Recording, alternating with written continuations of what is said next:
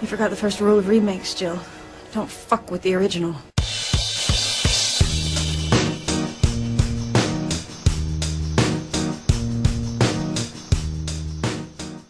Birdemic 2, The Resurrection is coming out on DVD, and you know what that means? Another episode of Don't F with the Original. With Nicholas, I'm the video game correspondent for Idiomatic.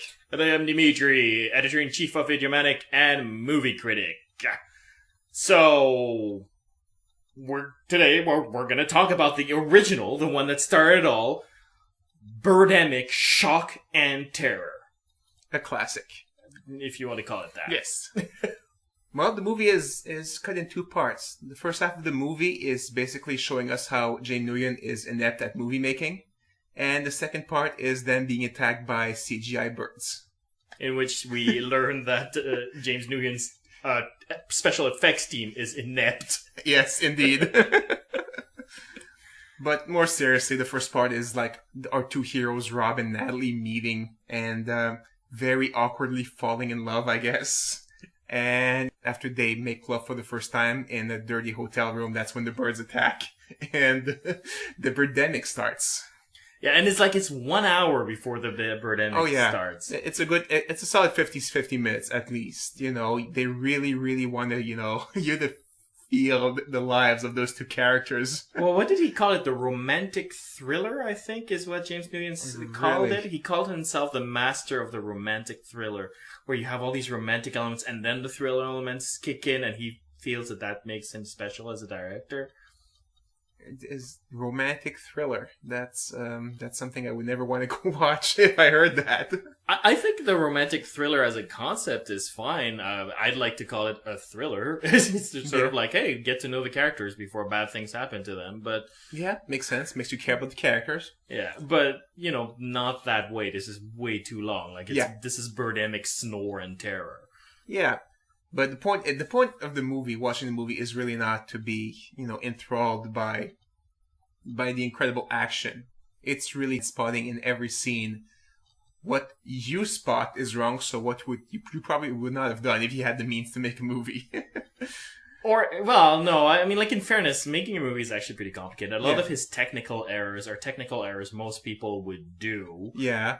Which is why they're not allowed to make movies. No. But James Nguyens has a vast fortune behind him. He's a very savvy businessman, so he managed to put money into making this movie without having any of the basics on how to make movies. Exactly. Scenes of driving for hours and hours just for one guy to go from point A to point B. You don't need to see him drive for 5 minutes. It's spelling mistakes in the opening credits. That was pretty funny. Indeed. Scenes where the sound doesn't pick up. They're walking on the beach, and the only thing you hear is the sound of the noise hitting the mic, and you can't hear what the characters are saying at all. Yeah, by the way, people, that's what happens when you don't use a boom when you're recording in outside scenes, or even a lot of inside scenes. You need a boom, like that little perch with a mic onto it. It's not because people like to put things into the frame for no reason. It's because if you record sound from middle ground instead of right next to the people's heads, you're going to catch every sound in the room. So that's ambient noise, white noise, all of that. Yeah. And that's what you, if you want to see what it would sound like, Birdemic shows you what it sounds like. It sounds pretty much like this. And that's what is a Birdemic. Did you understand any of this? No. It's terrible. And ambient sound, like white noise, is actually really hard to recreate exactly the same, obviously, because it's just chaotic noise. It's an organic thing. You can't just recreate the same thing just by luck. Yeah. So there's these great takes when the camera's on one side because it's filming the girl talking, and then the camera's on the other side when they're filming the guy talking because they're facing each other. Obviously, they can't do it at the same time because otherwise you'd see the camera in each shot. Yeah. Right? So they have to record over the guy's scene and then record over the girl's scene.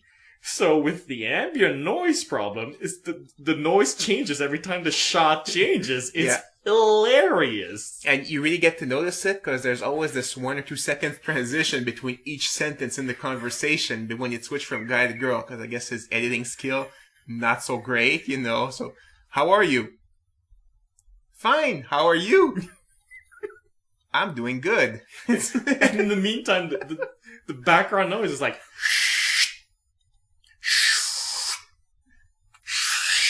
It's crazy. Yes.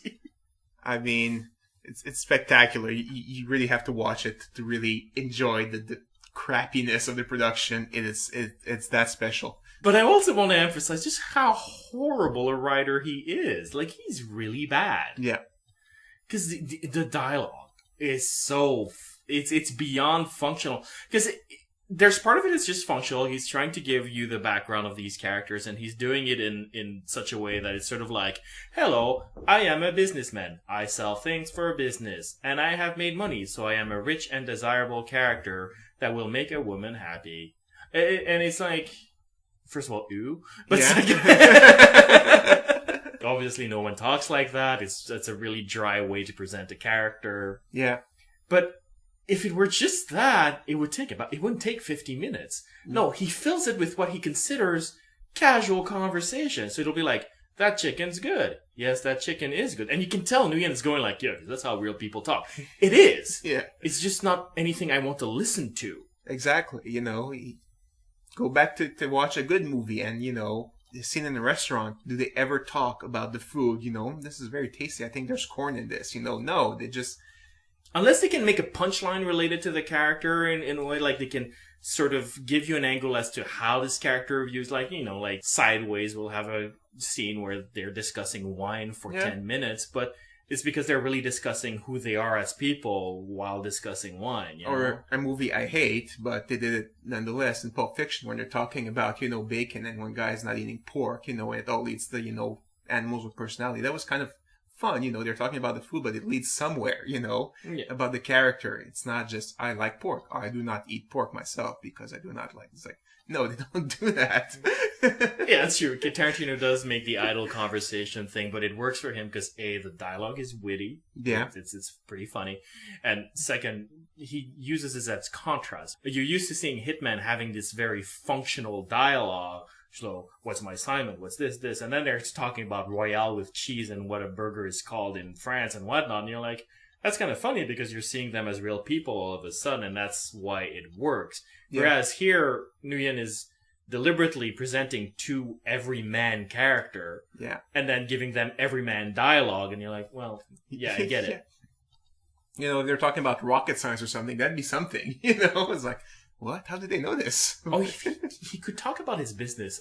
Because, we know he's a rich businessman because he gets from the phone going like, yes, I will make this sell me immediately. And hangs up, goes like, I just made $1 million. And it's like, what? He could have made $2 million because he gave it a 50% rebate before hanging up. When the deal was done, it's like, oh, it's a deal. And I'll even give you 50% off. So he could have sold for $2 million. And as someone who is running his own business, let me just tell you something, okay? When you just made $1 million over the phone, you haven't made $1 million until you freaking have the check in your hands, alright? Nice. Good point. Okay, and then the birds kick in. The birds kick in. The worst special effects I have ever seen. Ever. I cannot go back to movies in the 80s, 70s, even 60s, where the special effects were that bad. This is something like a kid would do when on his Apple trying to make something funny on YouTube or something. It's like, it's terrible. Yeah, it's like, what I like about it is how stationary the birds are. Because, okay, they're digital birds and they flap their wings in slow motion for some weird reason. Yeah. And they don't move.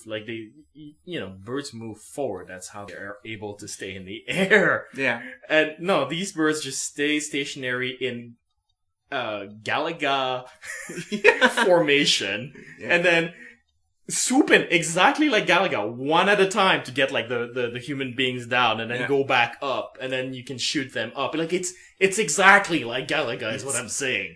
That's when they don't make dive bombing sound and explode, because the birds do that as well for some reason. Very dangerous birds, I guess. But if you want to make birds threatening, I guess that's what you have to do: make them explode somehow. And of course, one of the other issues is that the actors are sort of trying to interact with these very poorly conceived digital effects, and they're not given the proper props to do it or the proper direction even. What do you mean? You don't think coat hangers is great to fight birds? No, I think it is a little bit awkward, to be honest, when you're going like, I'm gonna fight the birds, here's a coat hanger. Urgh. That second part is just epic, especially since they spent all their time outdoors. Yeah, well, they have a picnic at one point. Like, that's the part that really blew my mind. It's like, really?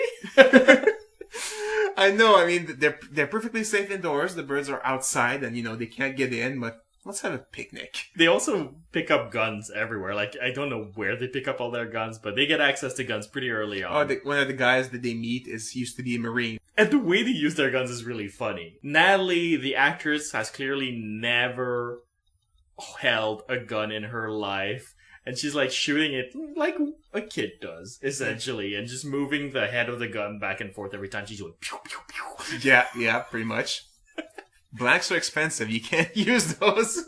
And you need a weaponsmith if you use blanks too. That's somebody extra on the payroll. So you might as well just use plastic and go pew, pew. No, and to a certain degree, like, I prefer that, because honestly, if you don't know what you're doing, you should not be playing with guns, real guns, even with blanks.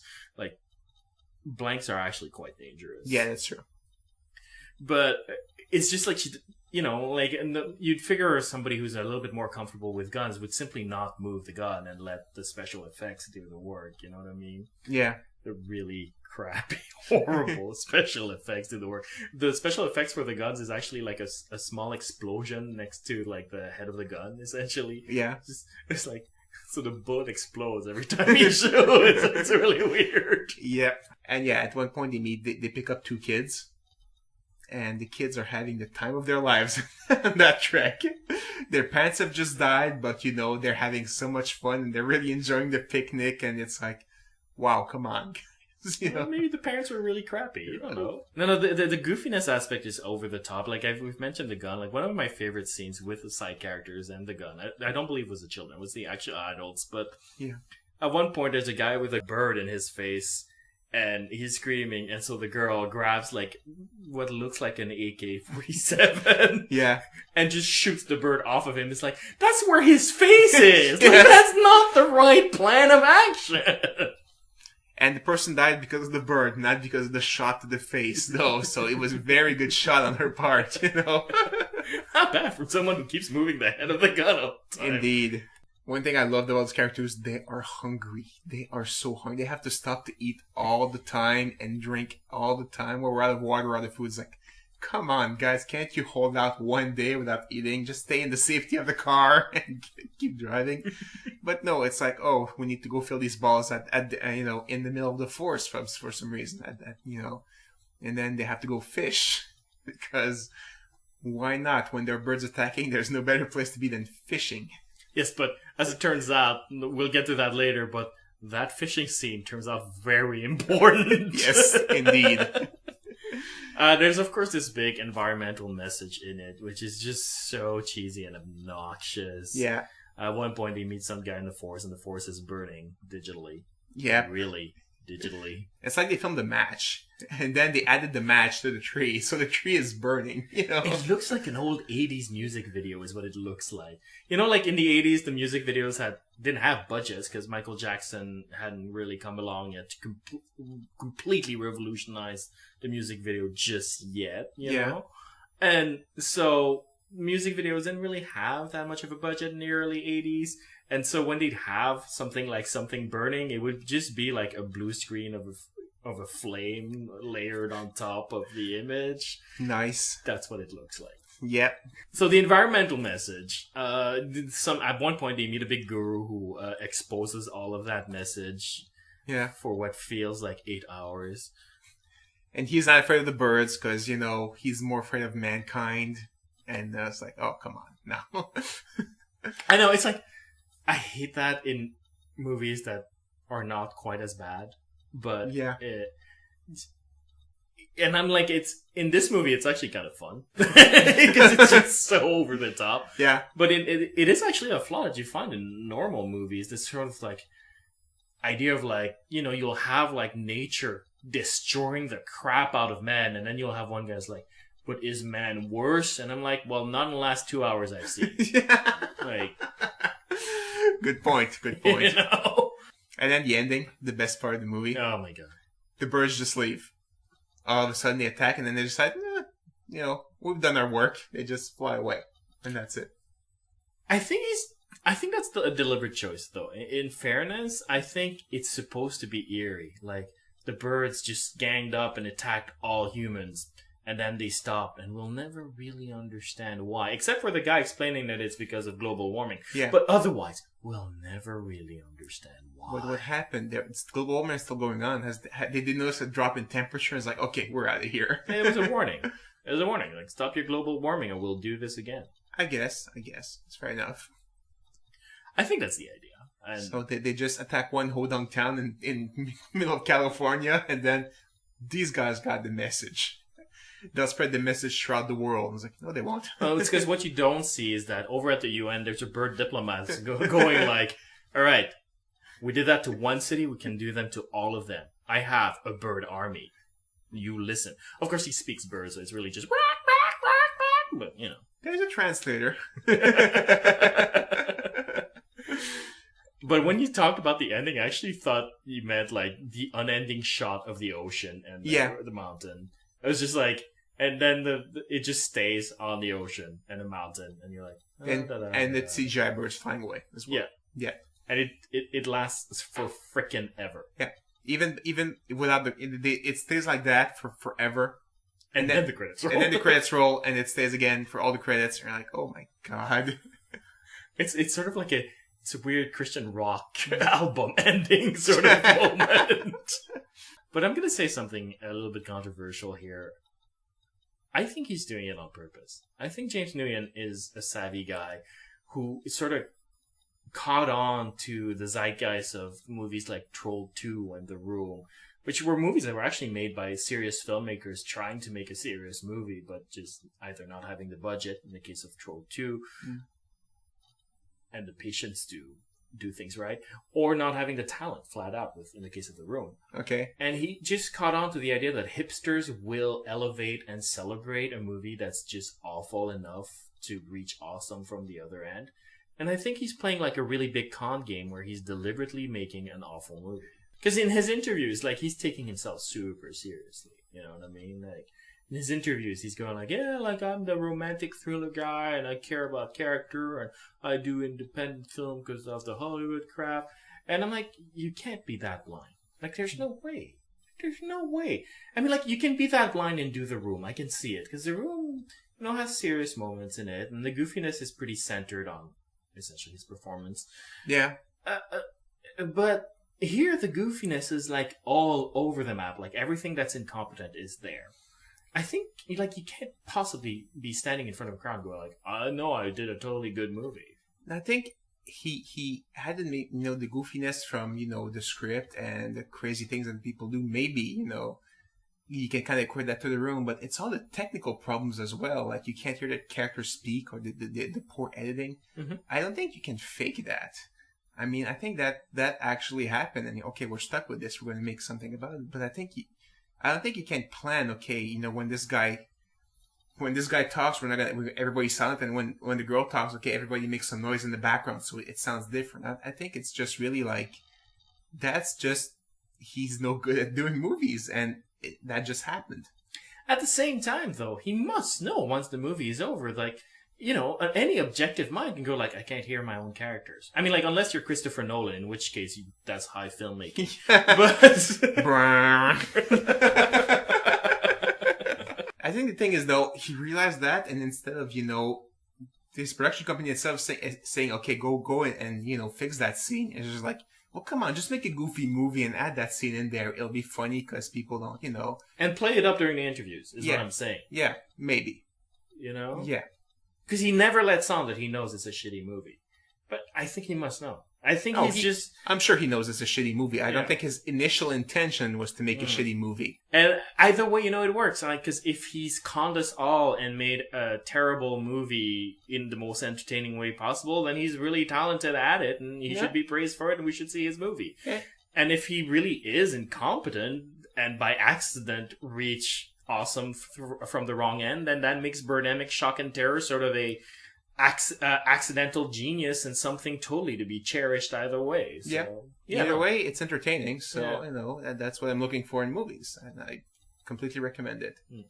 Unfortunately, I can't really say the same thing about Birdemic 2, at least from my feelings. Yeah. Now, that came out this year. Yeah. It is a little bit different in context just by the virtue of it being a sequel. Because at this point, he knows the hipster crowd are making fun of it. Yeah. So that changes how I can possibly view his film. And what is the story of Birdemic 2? The story is about making in Hollywood, like Nguyen did, basically. It's a guy who's trying to make a small independent movie, and the two heroes from the first movie just happen to be his friends, so that they participate in the movie. And then birds attack. Well, more than birds this time around. Yeah. Because you got birds, you got cavemen, you got zombies. Yeah. Actually, you got zombie cavemen. Zombie cavemen, indeed. Zombie birds, when you think about it. I guess that's true, because they're all resurrected by the red rain, which I guess is blood, or just red rain. I don't know. I don't know. I think it's a song by Peter Gabriel. So, yeah, like you said, it's all about the Hollywood. You can see that James Nguyen is totally writing about himself, because he's like, I don't want to be part of the studio system. That's not where the real art is, blah, blah, blah, blah, blah. And you're like, oh, God, no, stop. Yeah. If you could be part of the studio system, you would be. And get big paychecks, you would. Just admit it. No. And there are actual directors who stay away from the studio system deliberately because they want to create freely. There's plenty of them. Yeah. But they don't sell out by making a sequel of a movie that's celebrated for being crappy. I'm just saying. If you're going to sell out on that level, you can't say, I'm doing independent film for my integrity. No, you're not, buddy. That's a good point. No, you're not. Yeah.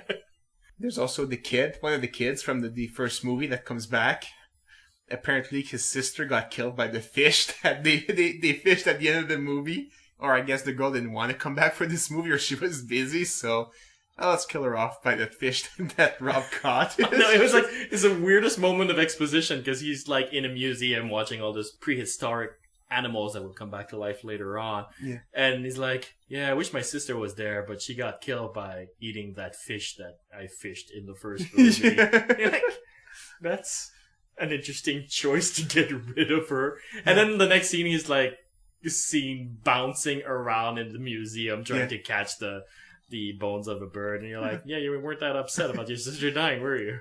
No, he just wished she was here now, but he's fine with it now. It's all good. No, I mean, I guess it's consistent. He got over his parents pretty quick. He got over his sister pretty quick. Indeed. My favorite scene, though, about the Hollywood part is when he gets the money. Now, James Nguyen knows a lot about how to get a movie sold and whatnot. No doubt about it. He doesn't know the basics, but he knows how a movie is actually made and put into production and distribution, because he's made the first one.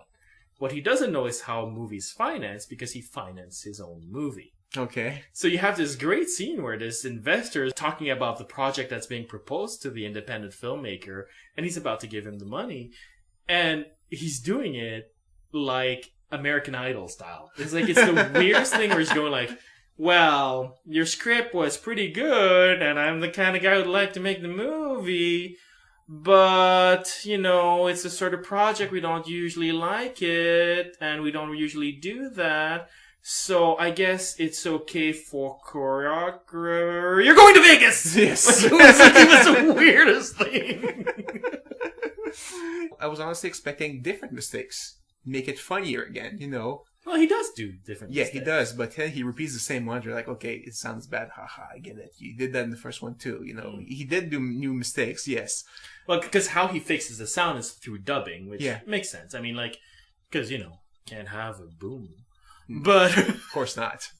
So he fixes it with by dubbing, and the dubbing is horrible. It's horrendous. You see the mouth of the girl open and close, and then you hear, a second later, yes. It's like, wow. Yeah, you feel like you're watching like one of those Italian movies translated in English in the 80s, like a Dario Argento movie. Yeah. Like, yeah, that's weird. But except for the sound quality, because he mixes the sound in studio and he wants to put the sounds of the crowd because they're in a restaurant, even though you don't see the crowd, so that's kind of weird. Yeah. The sound of the street. And he puts the sound of the street and the crowd just a little too loud so that you still can't hear the dialogue. Yeah. But this time you have no excuse. That's a good point. Or when he's in the car and he's filming and the car driving towards him, and he also gets the back of the light on his back on the Yeah, because he's filming window. through a car that's moving either backwards or forward depending on the shot. Yeah. And so yeah, there's a wheel attached to the back of the car, so I'm guessing he was filming from sort of probably a hatchback. Yeah. And yeah, you can see like the little end of the Yeah. Or you can see the wiper when he's filming from the front. You can see parts of the wiper. It's like, okay, that's new. That was interesting. Although, in fairness, I'm willing to give him a pass on this one, actually. Because it's not uncommon for certain movies where you see the boom in front as well. And it's okay because, you know, when you see it on the monitor, when you film, it's not the 16:9. It's not a widescreen format. It's usually the 4:3 TV format. Well, not the widescreen TV format that you know today, but the standard TV, which barely exists anymore. But that's what you get from the monitor half the time. Okay. And you're supposed to sort of more or less imagine where the black bars are going to be, or you can put some tape in it. So, you know, you will film the boom in normal movie's case, or apparently the wiper in his case. Yeah. And you're not supposed to worry about it because, like, well, that's going to be cut out by the black bar. Why is it on DVD though? Well, the transfer of the DVD is not necessarily him doing it. And they probably just did a see. really crappy job or didn't choose the right aspect ratio that he wanted. So it might not be his fault. This, like, I'm willing to give him a pass on this. Okay.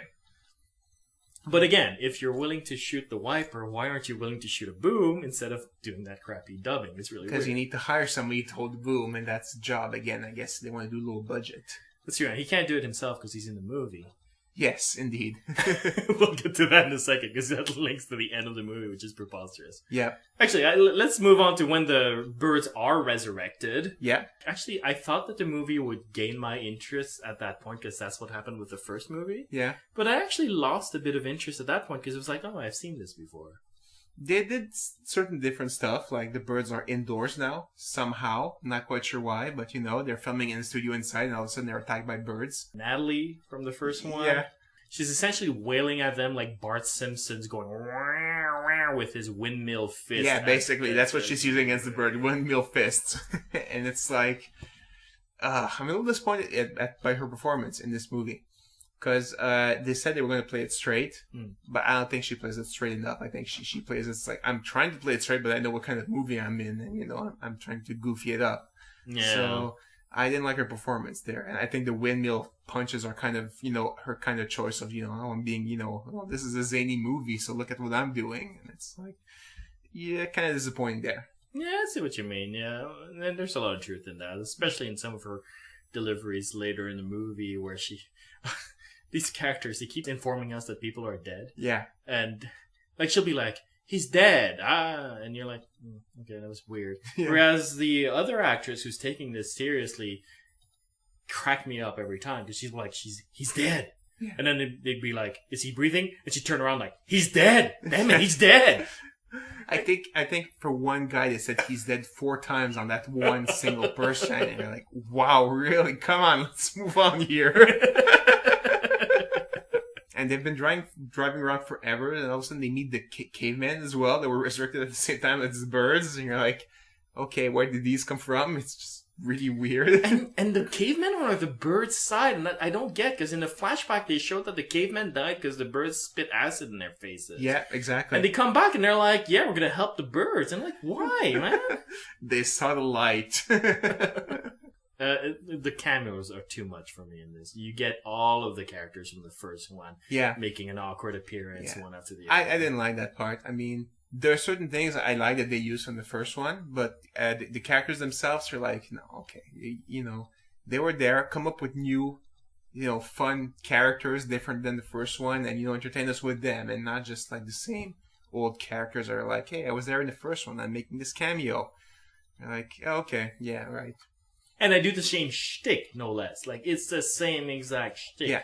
the long-winded ecological speech, the blah blah blah. Which again, like, what is that? Has that to do with Hollywood? Like, I mean, granted, Hollywood is one of the biggest polluters in the world, but still. Yeah. I will say that there's one joke that's subtle, and I don't even know if it's intentional, but I assume it is, that actually did make me laugh and made me go like, okay, that's actually pretty clever. The last character to die before the birds go away is actually pretty relevant when you look at the casting. I won't say more than that. Yeah. And that launches a message about the overall theme of the movie as to why the birds attack. And I'm like, okay, that's kind of funny. Yeah. Yeah. That's a good point. Yeah. With especially with the Hollywood in jokes, like, it feels a little bit like the birds are angry at the movie in such a way that's funny.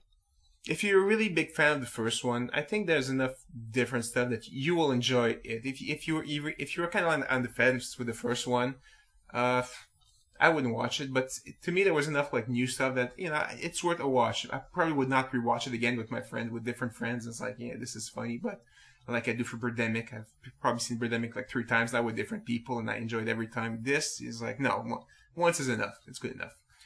Yeah, I wouldn't recommend it at all. I think Birdemic is a fresh joke. It's fun. It's funny. Whether the joke is intentional or not, it works. Yeah. Birdemic 2 is just like the same guy telling you the same joke, but with a little bit of variation, and you're like, well, I heard it before. Get some new material, buddy. Okay. That's me. Yeah. All right, so if you have any questions, comments, you want to share your love or hatred of Birdemic, Shock and Terror, or Birdemic 2, The Resurrection, Yep. you can write us at mail@idiomatic.com or post a comment at idiomatic.com. And until next time. See ya.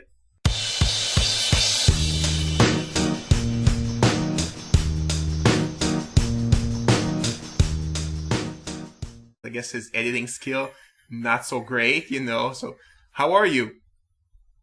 Fine, how are you? I'm doing good. And in the meantime, the background noise is like...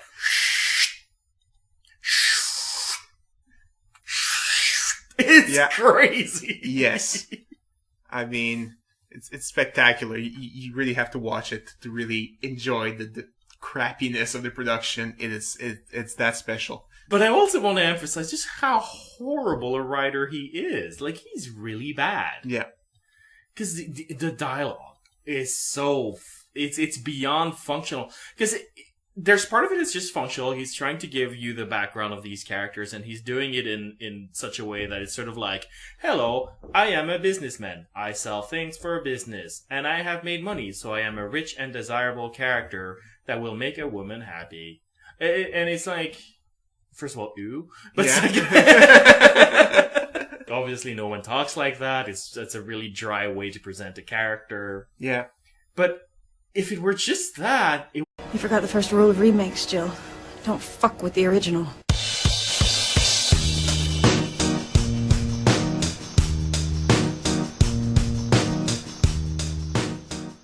Birdemic 2, The Resurrection is coming out on DVD, and you know what that means? Another episode of Don't F with the Original. With Nicholas, I'm the video game correspondent for Idiomatic. And I am Dimitri, editor-in-chief of Idiomatic and movie critic.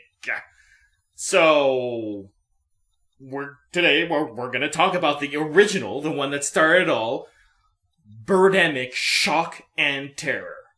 A classic. If you want to call it that. Yes. Well, the movie is cut in 2 parts. The first half of the movie is basically showing us how James Nguyens is inept at movie making. And the second part is them being attacked by CGI birds. In which we learn that James Nguyens' special effects team is inept. Yes, indeed. But more seriously, the first part is like our 2 heroes, Rob and Natalie, meeting and very awkwardly falling in love, I guess. And you're going to catch every sound in the room. So that's ambient noise, white noise, all of that. Yeah. And that's what you, like, if you want to see what it would sound like, Birdemic shows you what it sounds like. It sounds pretty much like this. And that's what is a Birdemic. Like, did you understand any of this? No. It's terrible.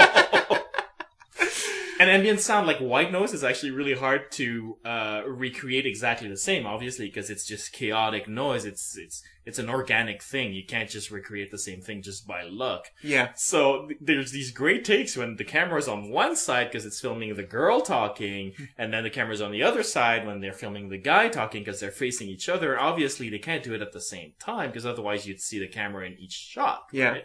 So they have to record over the guy's scene and then record over the girl's scene. So with the ambient noise problem, is the noise changes every time the shot changes. It's hilarious. And you really get to notice it because there's always this 1 or 2 second transition between each sentence in the conversation when you switch from guy to girl because the spot is wrong. So what would you probably would not have done if you had the means to make a movie? Or, well, no, I mean, like, in fairness, making a movie is actually pretty complicated. A lot Yeah. of his technical errors are technical errors most people would do. Yeah. Which is why they're not allowed to make movies. No. But James Nguyens has a vast fortune behind him. He's a very savvy businessman, so he managed to put money into making this movie without having any of the basics on how to make movies. Exactly. Like, scenes of driving for hours and hours just for one guy to go from point A to point B. You don't need to see him drive for 5 minutes. It's Spelling mistakes in the opening credits. That was pretty funny. Indeed.